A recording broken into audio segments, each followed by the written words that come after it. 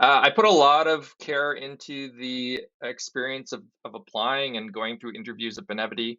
We want to make sure that that experience is fantastic for the candidates. We have about five sort of gates. So you apply, you present your portfolio, we review that.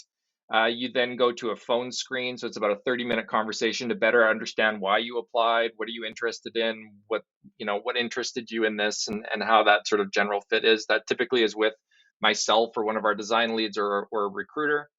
Uh, Through that gate is a role alignment interview. This is probably the most critical interview of the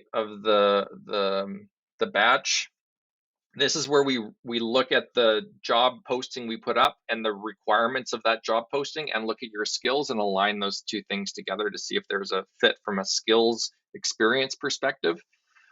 We put a lot of care into the words we put in our job posting, and we want to make sure that you meet those words and those requirements really clearly.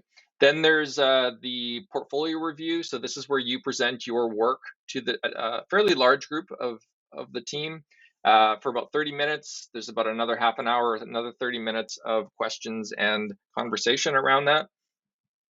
Then we do the team interview, which is you being interviewed by a cross-disciplinary group of people, typically, sometimes, not always, but the team that you could potentially be working on.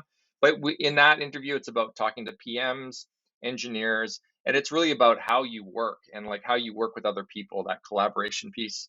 And then the final step is a leadership interview with usually myself, our director of product experience, particularly sometimes a senior product management person, and that's it.